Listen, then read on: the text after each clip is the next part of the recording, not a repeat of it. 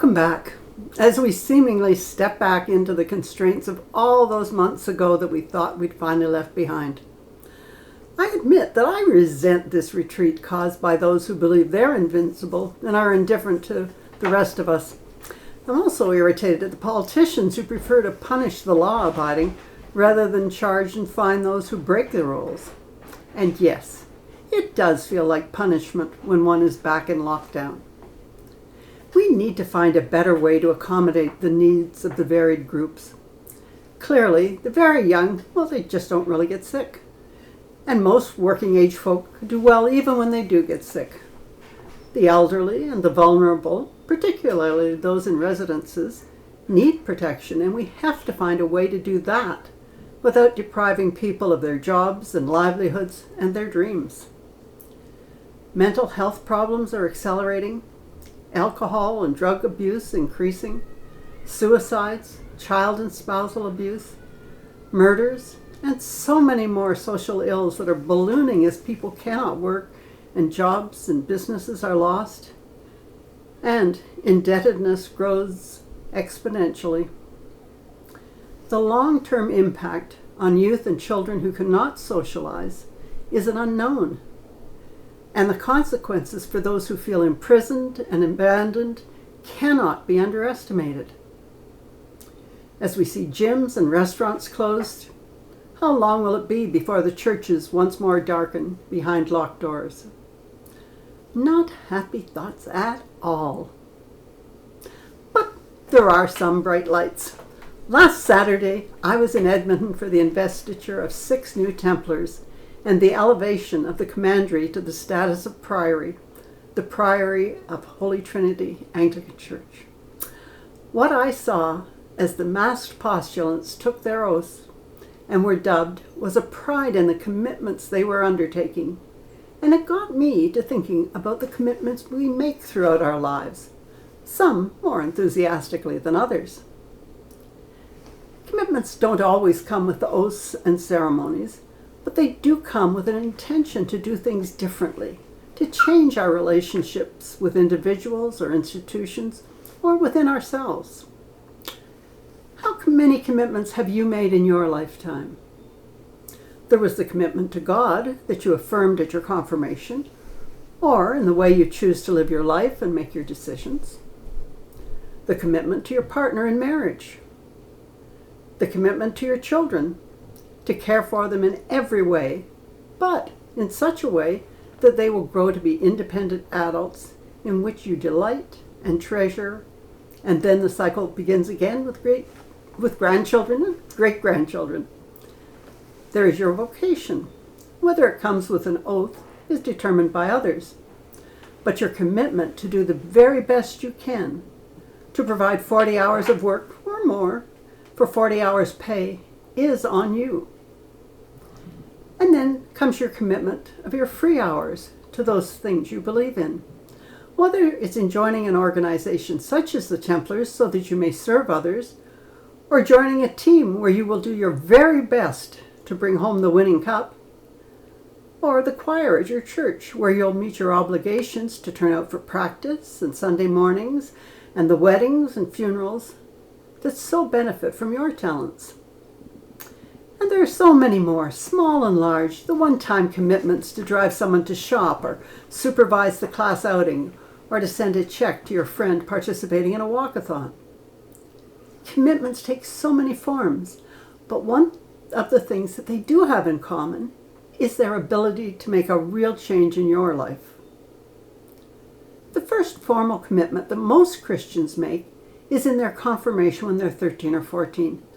On that day, they undertake the vows that their parents made for them at their baptism, and thus become responsible for their own relationship with God, their renunciation of the devil and evil-doing, and in accepting the tenets of their faith.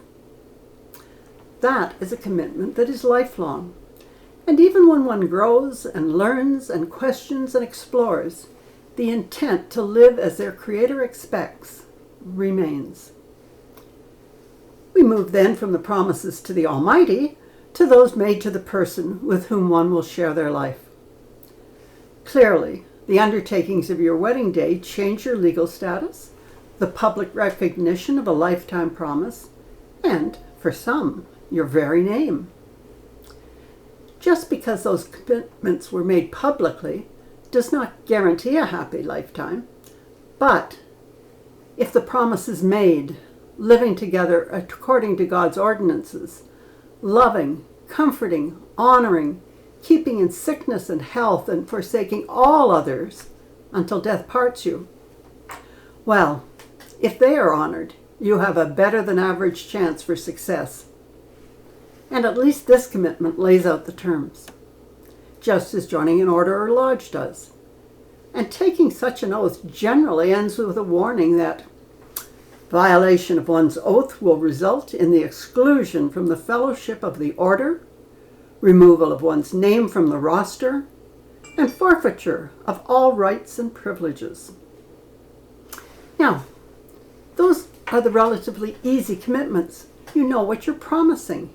The reality of living up to those promises may prove far beyond your expectations, but at least you had a guideline. The commitments made in having a child, well, that's entirely different. You knew how your parents did it. You had your opinion on where they went wrong and what you would do differently, better. But from the moment that wee life is put in your arms, your priorities, your expectations are all in a tailspin. You're in uncharted territory, and it only gets more complicated the older they get. Over the years, our commitments change. From those of the child, did you send Granny a thank you note for your birthday present? Did you do your homework? Did you clean up your room?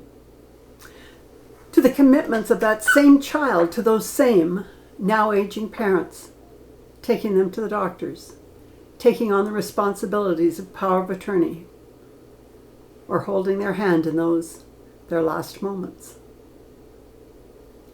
Similarly, the commitments of an employee to an employer may change to that of a boss to their staff, and may even attain the role of employer, responsible for the whole company.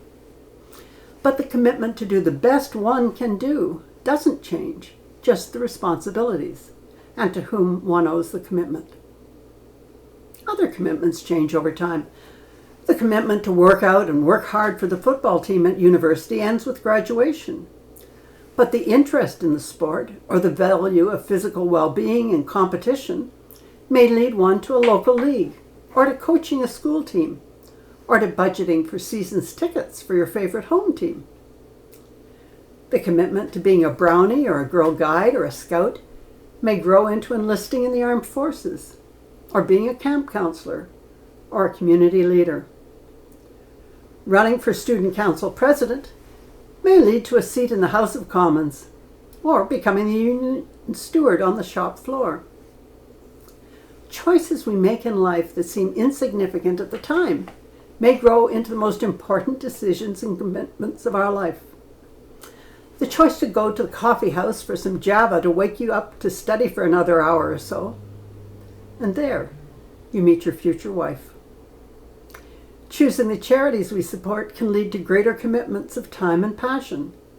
Choosing the organizations to join may lead to a lifestyle change or international involvement far beyond the monthly meetings to listen to a speaker on history or a convivial dinner with like minds. Far beyond that was originally anticipated. Commitments are goals, and we all need goals in our lives.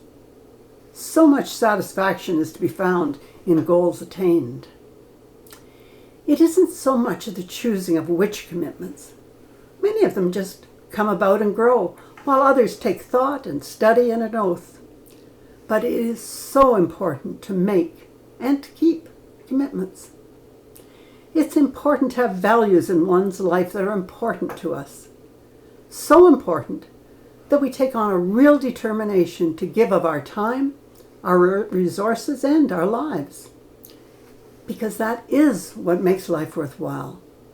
A life worth living. It is giving back. It is working to make things better.